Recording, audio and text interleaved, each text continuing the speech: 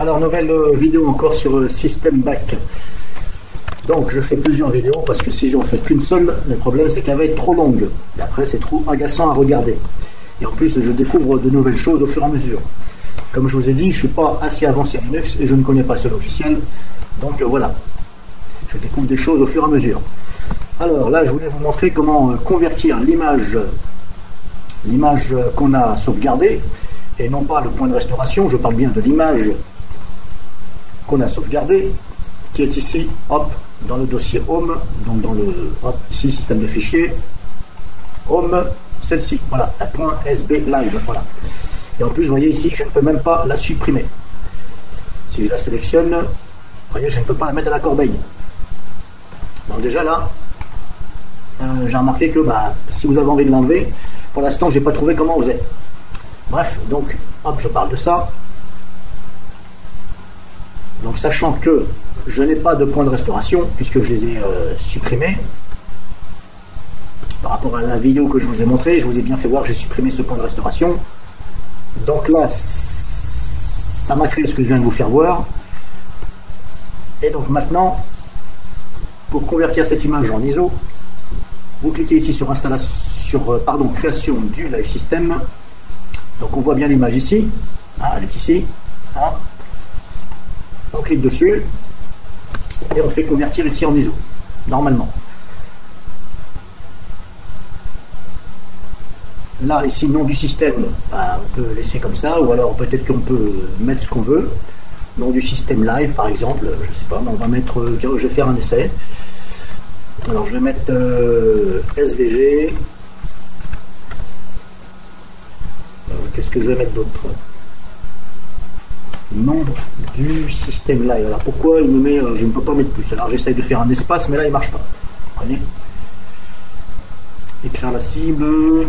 Bon, là, je ne sais pas. Ça ne veut pas écrire ce que j'écris. SVG, ok, mais... Alors, je vais faire autrement. SVG, j'avais dit. Non, putain, tu me fais chier. Il ne veut pas me laisser marquer ce que je veux marquer. SVG Ubuntu 18.04 Mat. Voilà. J'ai donné un nom. Donc j'ai mis le nom de mon système d'exploitation, ici, que je suis là. Ubuntu 18.04 Mat. Donc on va voir si ça fonctionne. Alors, malheureusement, vous avez vu, je ne peux pas mettre d'espace. Vous ne le voyez pas, mais moi j'appuie sur la touche espace, mais ça ne veut pas. Donc il va falloir tout mettre comme ça, copier. Majuscule, minuscule, avec chiffre, lettre, ça fonctionne, mais les espaces, ça ne veut pas prendre. Bref, et donc là, vous la sélectionnez, vous mettez le nom. Ici, vous définissez l'emplacement, parce que là aussi, vous pouvez définir un autre emplacement, mais comme je vous ai dit dans la première démonstration d'utilisation de ce logiciel, apparemment, il faut une partition en ext4, parce que j'ai une partition ici dans ce PC qui est NTSF, et apparemment, il ne veut pas me la repérer. Alors, j'ai mis une clé USB en FAT32, et c'est pareil. Si là, je mets ma clé USB, hop, là, je l'ai mise. Voilà, et là, c'est une clé USB, donc normalement, c'est du FAT32. Ici, on va sur Média, Ubuntu. Vous voyez, normalement c'est celle-ci, mais elle est en rouge parce qu'elle est en FAT32, donc il ne veut pas. La seule chose qu'il veut, c'est ici, Home. On va annuler. Donc là, il est bien sur Home. Donc je vais retirer la clé USB. Donc comme je vous dis, soit vous mettez une clé USB d'une certaine capacité, je ne connais pas. Là, elle fait 2,3 gigabits, mais avec l'extension SB Live. Maintenant, si je la convertis en image ISO, peut-être qu'elle va faire plus ou peut-être qu'elle va faire moins. Donc là, vous essayez tout simplement. Voilà, éventuellement, vous mettez une clé USB de minimum 4 Go. Si vous voyez que vous avez un message qui vous dit non, on peut pas, machin, voilà, vous regardez le message et puis vous en mettez une au-dessus. Voilà. Donc on sélectionne l'image, on a mis ici le nom, le reste on ne va pas toucher. Ici, inclure les fichiers de données utilisateurs. Ça, c'est vous qui voyez. Vous pouvez, alors ça porte bien son nom, inclure les fichiers de données utilisateurs, c'est-à-dire tout ce que vous avez dans documents, photos, etc. Attention, parce que si vous avez pas mal de choses et ça prend de la place, eh bien, il faut rajouter donc, puisque ça va prendre le volume hein, à l'ISO. Donc là, la clé en conséquence, ça va, vous allez devoir en mettre une plus grande. Donc là, c'est vous qui voyez. Moi, je ne vais pas le faire pour mon exemple. Surtout que je n'ai rien là-dedans. On va dire que c'est un ordinateur de test. Voilà, je m'en sers comme ça pour me faire la main et pour tester un petit peu. Donc on l'a choisi. On va essayer. Et là, c'est parti. Ça convertit en ISO. Donc là, on voit que ça a l'air assez rapide.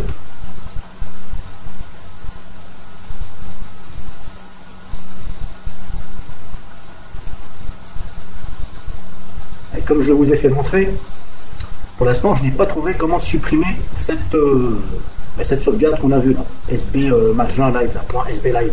Je n'ai pas trouvé comment l'enlever. Et comme je vous viens de vous faire voir aussi, si je vais dans le dossier qui contient cette image, eh bien je ne peux pas l'enlever. Après, si vous voulez l'enlever, eh bien, il faut sortir le disque dur. Il faut utiliser un logiciel qui vous fait voir les partitions ext4, etc. Et puis là, il faut ouvrir les partitions éventuellement. Et puis dégager le dossier éventuellement.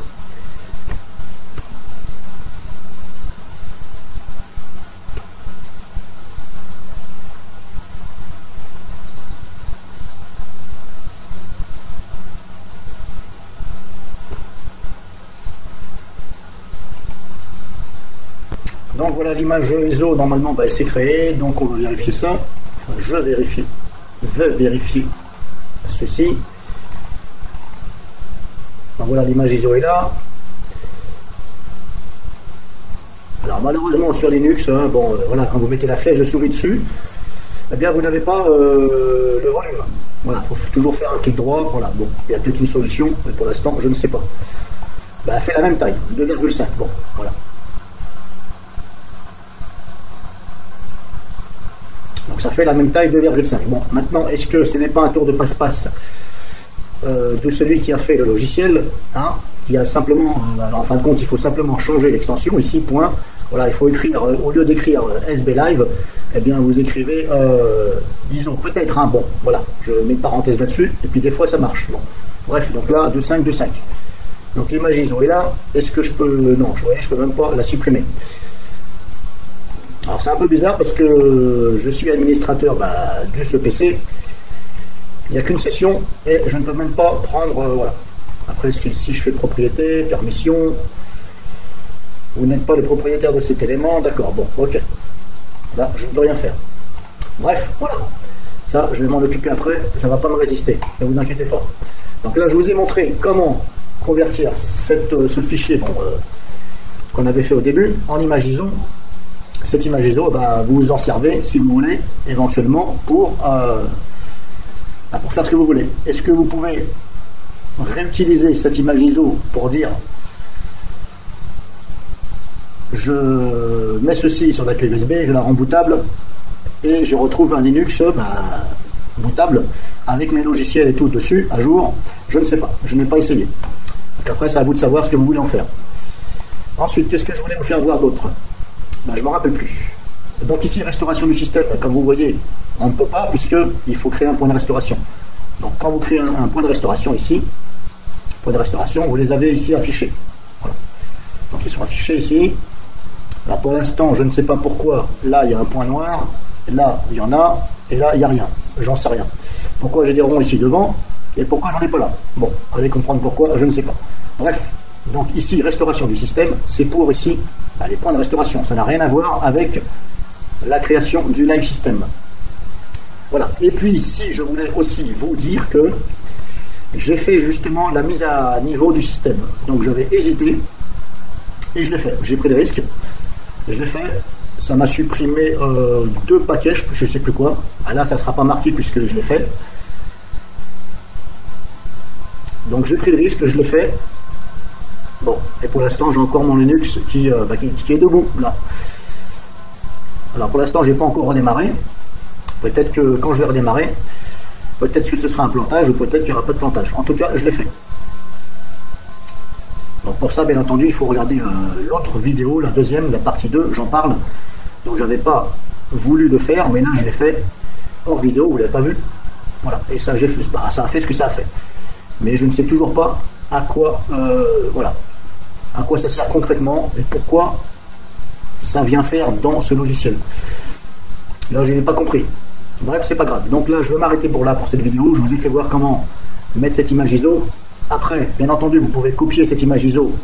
Bien entendu, vous pouvez la copier. Donc là, je vais fermer. Hein, vous allez donc dans l'endroit adéquat. Mais encore une fois, comme je vous ai dit, mettez ça sur un autre disque dur ou une autre partition que là où est votre Linux. Donc, hop, moi, je vous fais voir là où elle est. Ici, bah, vous faites copier. Hein, voilà, copier. Et moi, je vais la mettre dans ma partition de stockage. Voilà, ici, là, c'est une partition NTFS. Alors, j'ai déjà copié celui-ci. Et je vais copier l'image ISO. Voilà, comme ça. Au moins, si mon Linux il plante, ben, c'est pas grave. Je vais réinstaller Linux sur la partition de Linux. Mais au moins, je ne vais pas bousiller ma partition de stockage. Et je pourrai retrouver donc cette sauvegarde. En espérant que ça fonctionne. Parce que d'ici qu'ils me disent le chemin n'est pas valide, eh bien là, voilà. Après là, il va falloir que je fasse encore du copier-coller. Mais le problème, c'est que est-ce que ça va fonctionner? Donc voilà, en espérant que vous avez compris ce que je vous dis.